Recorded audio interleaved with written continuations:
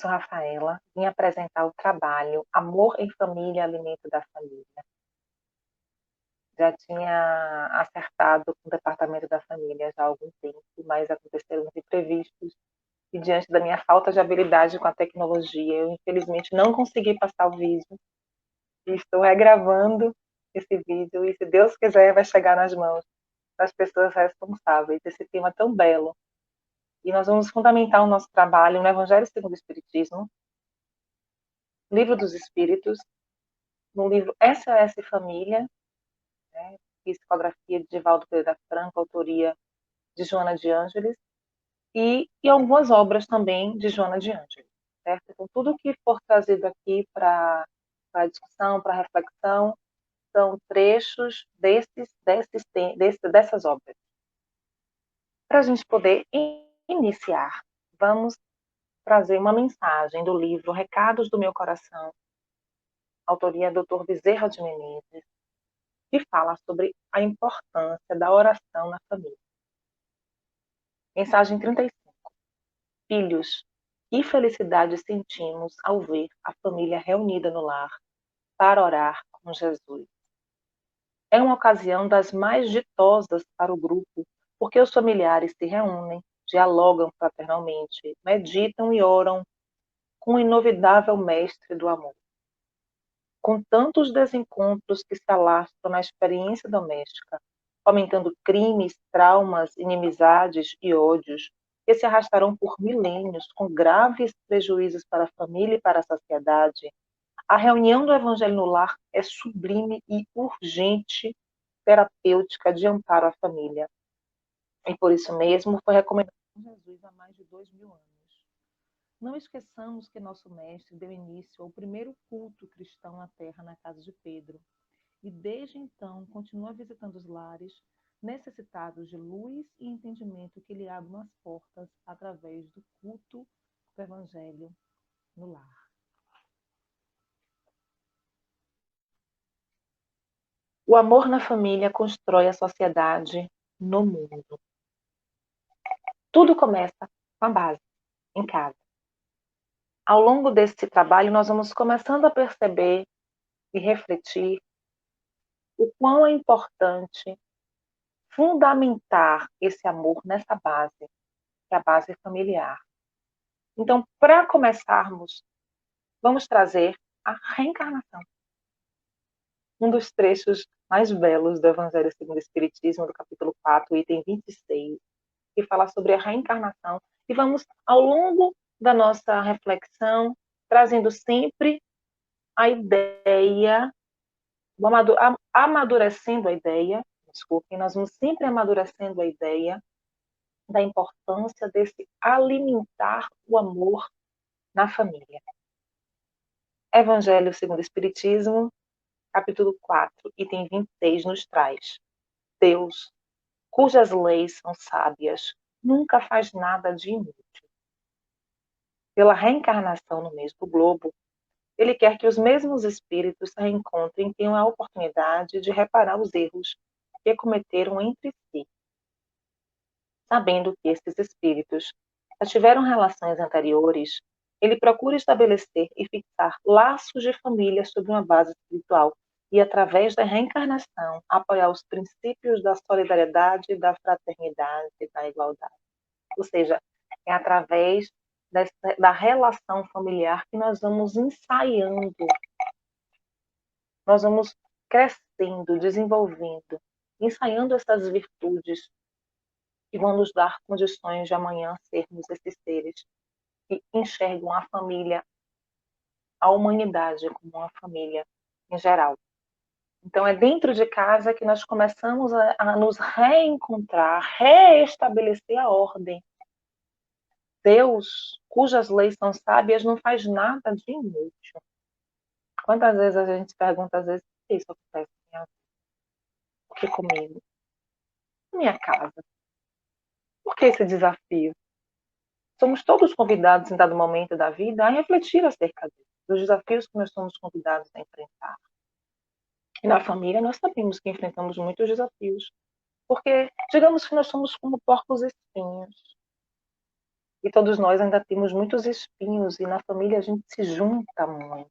Ainda mais nesse momento de pandemia, estamos muito próximos, pelo menos com as famílias que têm uma convivência, pessoas que moram com familiares. Então a convivência é muito íntima, muito próxima. Então a tendência é a gente se ferir um pouco mais dentro de casa, porque a gente se conhece mais, porque a gente se mostra mais. Na verdade, ao sair de casa a gente põe aquelas máscarazinhas para que a sociedade nos aceite, a gente muda um pouco o tom de voz, a gente não diz normalmente o que a gente pensa, mas em casa a gente tem de ser o que nós somos de verdade. Nós somos de fato. Então a tendência de fato é que hajam situações de conflito, em algum momento a gente se machuque, a gente se magoe, porque ainda estamos nesse lugar de sermos, né, está em desenvolvimento, em processo, porque somos imperfeitos, e a gente utiliza muito isso na doutrina, somos ainda imperfeitos, porque é um processo, é uma caminhada, não atingimos a perfeição. Então, somos imperfeitos porque não atingimos a perfeição, mas somos perfectíveis. Existe uma possibilidade, potência dentro de nós. E o exercício disso vai nos dar condição, amanhã, a longo prazo, de sermos melhores. É nesse exercício diário, nessas relações íntimas, que nós vamos ensaiando a tolerância, a paciência, o respeito, nós vamos reparando as faltas que cometemos, algumas vezes por ignorância, outras vezes por insistência no erro. Então vamos nos reencontrando, alguns afetos, aquela sensação que a gente tem, aquele irmão, ou aquela mãe, ou pai, enfim, um filho, e que a gente sabe que a gente não conheceu agora, a gente já conhecia antes, porque a afinidade é tamanha que uma vida só, uma existência só, me permitam, me perdoem, uma vida não, uma existência só não justificaria aquela intensidade de afinidade, de afeto. Outros corações a gente percebe que insistentemente nos fere, nos incomoda, a pessoa fala e só a voz a gente já se irrita. Ah, fulano tem um poder de me tirar do sério. Não é verdade? Aí fulano parece que fulano fala e aquilo ali me afeta de um jeito. Por que esses encontros na família? Primeiro, para restaurar, reestabelecer, se houve uma dor, uma desavença, para que a gente, nesse convívio, restabeleça essa relação e desenvolva essa qualidade, esse virtude, exercitando diariamente. Na verdade, na questão 774, um dos trechos da resposta, nos diz: os laços, a questão 774 do Livro dos Espíritos, os laços sociais são necessários ao progresso e os da família mais apertados tornam os primeiros, quer Deus.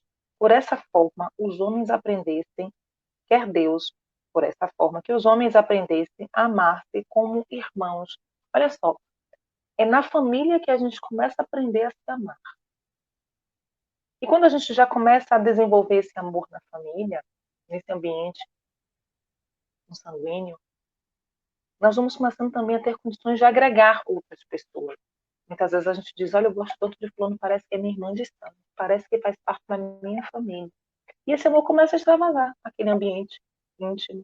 E a gente começa a acolher os amigos mais próximos. Os amigos dos amigos começam a fazer parte da nossa família, vão se tornando amigos também. Os familiares, um pouco distantes, começamos a nos relacionar um pouco mais e agregar essa família para que nas sucessivas experiências tenhamos desenvolvido gradativamente em nós o amor, não só pelos nossos, mas pelos outros que vão se agregando. E esses nossos, essa expressão vai se tornando mais ampla. O Dr. Bezerra de Menezes tem por família todos nós, mas precisou de experiências sucessivas para que esse amor fosse desenvolvido. Primeiro aprendeu a amar os seus. Primeiro aprendeu a amar o pai e a mãe. Primeiro aprendeu a amar os filhos, os amigos. E gradativamente esse amor foi sendo desenvolvido a ponto de hoje amar a humanidade como seus filhos, como ele se apresenta, como trouxe na mensagem, filho, um amor paternal. Então, esse espírito não simplesmente comprou esse amor, não adquiriu esse amor, não, foram experiências que proporcionaram um desenvolvimento desse sentimento. No Evangelho segundo o Espiritismo, nós temos o amor, né? É a elaboração do instinto para o sentimento, e o amor é o ápice desse sentimento. Então, em nós estamos aqui para ensaiar, através das experiências, esse sentimento em nós. E a família é um espaço em que a gente precisa, né, dentro dessa dinâmica tão íntima, exercitar esse amor. Amor em família, Joana de Ângeles. O amor estabelece parâmetros de respeito e de consideração que devem ser vencidos, facultando ao mesmo tempo ordem e disciplina ao aconchego da família. Dentro da ideia de família, nos é vendido, nós consumimos muito uma família ideal, onde todos são felizes, todo mundo tem um tom de voz adequado, todo mundo concorda com tudo, onde não existem desafios, o que não é verdade. A família é um espaço de desafios, é porque nos desafios é que nós precisamos. Nós precisamos dele para sair do lugar, da zona de conforto onde estamos, para darmos passos seguintes. O nosso Evangelho, o Novo Testamento, nosso Evangelho, não, o Novo Testamento nos traz isso. Todos os corações que foram desafiados, se sentiram desafiados pela proposta de amor do Cristo, puseram energia, se transformaram.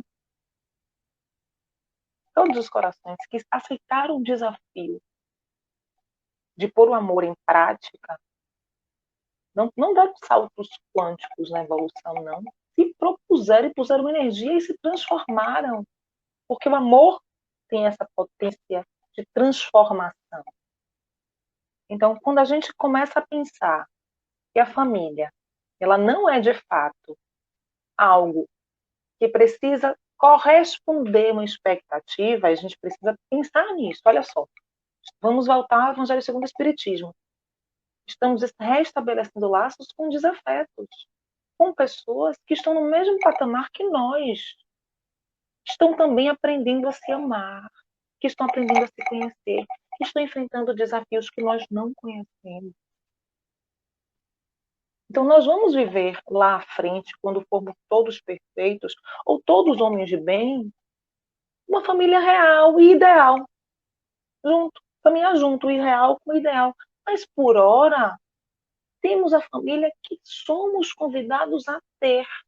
E precisamos compreender que essa família tem um valor importantíssimo na nossa vida, que nós escolhemos. Eu lembro na minha adolescência, quando eu tinha os conflitos com minha mãe, ela já era espírita, já trabalhava na casa de oração, e ela dizia assim: minha filha, não adianta você brigar comigo, foi você que me escolheu. E não era espírita na época. Eu dizia: não escolhi nada, minha mãe, não escolhi, escolhemos. Graças a Deus, eu digo para hoje, graças a Deus que eu te escolhi. E graças a Deus que nós escolhemos essas famílias, porque são elas que vão nos dar condições de nós nos desenvolvermos mesmo. Na adolescência a gente costuma questionar tudo, né? Então é a fase que a gente tem aquele conflito e acha que está errado. E eu não tenho filhos ainda, mas eu ouço algumas pessoas, algumas amigas falando sobre filhos adolescentes, sobre as inquietações que vivem. Parte é comum que isso ocorra. Cada um do seu jeito, claro. Mas é comum que essas provocações venham. E vai ser fundamental que, nesse momento, a família abrace, oriente, ampare, conduza, para que floresça o que já foi plantado na infância, as orientações que foram trazidas na infância, porque vai florescer, vão florescer. Então, a família é esse lugar de aconchego. O outro é diferente de mim, mas eu preciso, de uma forma ou de outra, tentar compreender o outro. Se ele não está no momento ainda de me compreender, eu faço um esforço um pouco maior. Se estiver muito puxado para mim, eu preciso dizer nesse lugar, e pôr nesse lugar, dizer: olha, esse lugar aqui está me incomodando. A família precisa ser um lugar de diálogo. Está puxado para mim, eu estou tentando te entender, mas você não está tentando me entender. É um lugar onde a gente exercita esses papéis de fala, de escuta, de respeito, de tolerância, de diferença. É onde a gente convive mais intimamente e onde a gente enfrenta os nossos maiores desafios. Quando esse amor é utilizado pelos exemplos de paciência e de amizade, impede a virulência da rebeldia e da tensão doméstica, que eu falei agora há pouco. Então, a própria fase da adolescência traz essa efervescência dos ânimos, essas discussões, esses debates, esses conflitos. Nem todos, não estou dizendo que é comum, eu estou dizendo, na verdade, que é comum a discordância de ideias nesse período da vida. Mas com o diálogo, com a assistência, com o apoio, o processo a ser conduzido é favorável. E com o Evangelho, com a prática do Evangelho no lar, é verdade. Então, assim, nós temos é, condições de começar a perceber o desafio na família com outros olhos. Quando a gente começa a se perceber, e perceber que existe um mundo de pensamentos, ideias, de questões que vão sendo resolvidas pouco a pouco dentro de nós vamos percebendo que o outro também passa pelo mesmo processo. E às vezes não está se entendendo, que às vezes não está se amando, não está se aceitando, não está se ouvindo, e caminhamos em tempos diferentes, não é verdade? Então, estamos em tempos diferentes, somos assistidos pelos que caminham mais adiante de nós e vamos sendo convidados a assistir os que caminham um pouco mais na retaguarda. E quando ocorrer que a situação se apresente quase insustentável, há um recurso de que o amor nunca pode prescindir. Quando o ambiente familiar, por algum tipo de conflito, seja ele de que ordem, entre os pais, entre pais e filhos, entre a família e os parentes um pouco mais distantes, em que ordem seja, em que tipo de conflito ocorra dentro desse espaço familiar, Jonas de Ângeles nos convida a oração. Ela não está dizendo, olha, você vai orar e vai resolver todos os seus problemas. Não, nós estamos na matéria, nós temos desafios que são da matéria, nós precisamos recorrer às nossas assistências, ao que nos vai, que nos dá a condição, o que nos dá a condição de melhorar, se é preciso um suporte psicológico, um atendimento médico, a casa, né, de oração, ou que seja a religião que o frequente, o que vai nos dar sustentação para enfrentar o momento, mas a oração é imprescindível. Porque é na oração que a gente encontra um pouco o eixo e o relacionamento com Deus. É quando a gente permite se sentir e se relacionar com o Pai, que está a todo instante ao nosso redor, nos sustentando e nos amparando. Mas muitas vezes os nossos ouvidos estão fechados para isso. Então, no exercício da prece, e quando a gente cria o hábito de fazer, ou de trazer isso na vida da família, no cotidiano da família, desde a infância, facilita, faculta. E no momento de dificuldade, a gente utiliza desse recurso e encontre os meios necessários para sair desse problema, porque os desafios eles vão acontecer. Toda a família. Algumas enfrentam desafios maiores, claro, muito maiores. Outras nem tanto, mas encontram desafios também diferentes uns dos outros, mas são desafios. Porque nós estamos num planeta em que todos nós somos desafiados. Ou desafiados a reparar as faltas que cometemos, ou desafiados a experimentar se de fato já conseguimos, já conquistamos aquilo para nós. São as provas. Então eu vou ser desafiada a perdoar para ver se de fato aquilo já está conquistado no meu mundo íntimo. Eu já tenho condições de olhar o outro de tal maneira para perdoar pelas faltas que comete. Então, as provas e as expiações são essas experiências que vão nos dar a possibilidade de sair de uma zona e partir a outra. A reparação, então, eu saio daquele lugar onde, de uma forma ou de outra, eu feri, ou eu baguncei, digamos assim, aquela experiência com a criança desarruma a casa toda. Tem um filho pequeno, a criança tem 1 ano de idade, ela desarruma a casa toda. Você vai lá e guarda os brinquedinhos dela. Com 2 anos você começa a orientar, fulano, vou guardar, com 3, com 4, diz, olha, fulano, eu vou guardar, mas se você não guardar, você vai perder o direito de fazer tal coisa, porque aquela criança ela já tem condições de começar a organizar os seus próprios brinquedos. À medida que ela vai amadurecendo, que ela vira um adolescente, se ela não aprender a guardar os brinquedos, dificilmente ela vai aprender a arrumar o quarto. Mas vamos lá, a gente insiste. Fulano, você vai sair de casa, se você não arrumar o seu quarto, já tem, de alguma forma, uma troca nesse sentido. Olha só, eu estou te dando a possibilidade de você arrumar. Se você não arrumar, é preciso que você renuncie a alguma coisa. E as responsabilidades e as consequências são maiores, porque a consciência daquele adolescente é maior do que a consciência de uma criança de 1 ano, o que acontece conosco.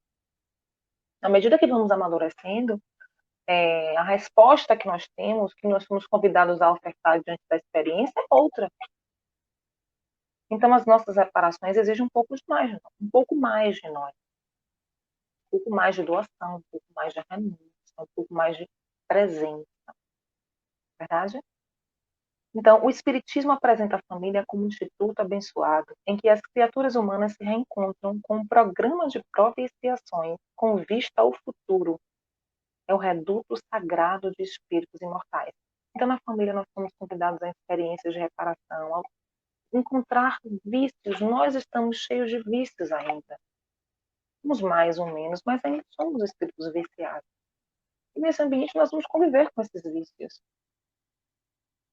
com as conquistas que já temos enquanto espíritos, com as alegrias, com as sementes das virtudes, tudo isso no ambiente familiar. Então, quando nós recebemos uma criança na família, que chega aquele serzinho que parece que a gente nunca viveu sem, conseguiu viver sem aquela criatura, né? Engraçado. A criança chega e a gente diz, meu Deus, a família toda se volta. Aquele coração ali já viveu experiência. Aquele coração ali tem as suas dificuldades. Aquele coração ali tem os seus vícios e tem as suas conquistas. Quando a gente acolhe, a gente, de uma forma ou de outra, aceita também a responsabilidade de auxiliar aquele coração nesse processo. Sendo ele filho, sendo ele sobrinho, verdade?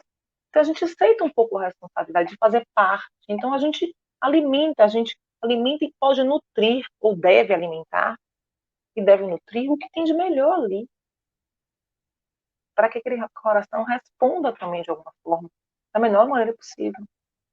A família é um laboratório vivo de experiências e aprendizado. Uma verdadeira escola para a educação dos espíritos na sua ansiosa busca de felicidade. E ainda não é deste mundo, mas pode ser, começar nele. Então, como a gente falou há pouco, nós não somos espíritos perfeitos ainda. Tem uma caminhada muito longa para a gente. Mas se a gente começar a se amar um pouco mais, os desafios se tornam outros. Se eu começo a me escutar um pouco mais, se eu começo a compreender que o que eu não ofertei ontem para o outro, eu não ofertei porque eu não tinha nem para me ofertar. Porque às vezes a gente se negligencia a esse ponto. Eu não consegui ofertar isso para fulano, é meu filho, mas eu não consegui. Mas eu não tinha nem para mim, como é que eu ia ter para o outro? Então eu começo a assumir o compromisso comigo. E aí eu começo a dar para o outro. Porque eu começo a ter para ofertar. Então, às vezes a gente exige que os pais nos ofertem coisas que eles não têm ainda para ofertar. Porque nós temos um modelo de pai e mãe que não leva em consideração o que o Espiritismo nos traz. Nosso modelo social, eu estou falando em relação à sociedade, né? Que nos traz enquanto modelo de pai e mãe. Nós temos que cumprir papéis perante a Deus, enquanto pais, enquanto mães. Mas é vendido um modelo de perfeição que é incompatível com a nossa condição. Nós ainda somos imperfeitos, não é verdade?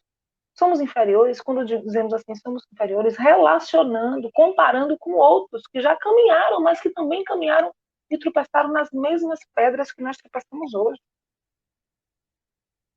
Então é uma perfeição momentânea. Então eu que sou imperfeita, eu não posso exigir que o outro seja perfeito. Então não podemos exigir aquela música que dizia, né, somos imperfeitos como os nossos pais. E vamos caminhando nesse processo de tomada de consciência. Se não me ofertou, foi porque não tinha para si mesmo. Então, nós vamos começando a compreender esse contexto. A doutrina espírita traz uma luz que ilumina. É uma luz que clareia, que norteia a relação com a família. Então, se o outro não está me ofertando, é porque o outro não tem nem para si mesmo.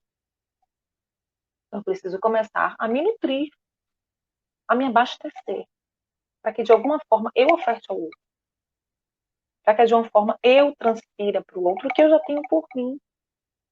Então, é um lugar onde a gente trabalha o perdão, onde a gente aprende a trabalhar o perdão, onde a gente aprende a trabalhar a resignação, a renúncia, nesse espaço do coletivo da família. É um lugar onde a gente trabalha a compreensão, tolerância, respeito. A casa, olha que profundo o Joana nos traz. A casa são argamassa. os tijolos, a cobertura, os alicerces e os móveis, enquanto o lar são a renúncia, a dedicação, o silêncio e o zelo que se permitem àqueles que se vinculam pela eleição afetiva ou através do impositivo consanguíneo da corrente da união. Então, se caminhamos juntos em família, existe um propósito, porque Deus não faz nada de inútil. Então, nossos corações encontram corações afins e vão receber também corações que estão, de alguma forma ou de outra, diferentes, de sintonia, para que tenha uma permissão de reparar as faltas cometidas ou de encontrar um novo caminho. É um convite que a espiritualidade faz, Deus, uma oportunidade que Deus nos dá de servirmos uns para os outros. A frágil criança que comove e desperta sentimentos nobres, considerando a carícia e ao enternecimento, é um espírito de formação ancestral rica de valores positivos e negativos, a quem a reencarnação faculta aprimorar. As crianças somos nós. Essas crianças que recebemos nos nossos lares hoje e aceitamos e acolhemos alegremente, somos nós ontem. Os nossos pais aceitaram esse desafio e disseram sim. Tem um livro A Hora da Estrela, de Clarice Lispector, e ela começa o livro de uma maneira linda, que diz: tudo no mundo começou com um sim. Uma molécula disse sim a outra e tudo se formou. Então, para que nós estivéssemos aqui, foi dado um sim para nós. Vivemos essa experiência. E a gente fica o tempo inteiro achando que o sim é pouco. E esse sim que foi dado é insuficiente, a gente precisa de mais, mais, e os pais precisam corresponder a todas as nossas expectativas e a gente se cobra porque a gente não consegue corresponder às expectativas dos filhos e vira uma neurose quando não deve. Sob a luz da doutrina espírita, não. Sob a luz da doutrina espírita, a família é um espaço onde a gente agradece, onde a gente se reinventa, onde a gente se conhece, onde a gente se ama, onde a gente exercita. Quantas vezes a gente tem se vivendo um conflito danado com aquele irmão, com aquele primo, com aquele filho, com aquele pai, e de repente desencarna. E a gente percebe que aquele conflito era gente do amor que a gente já sentiu. Não é verdade?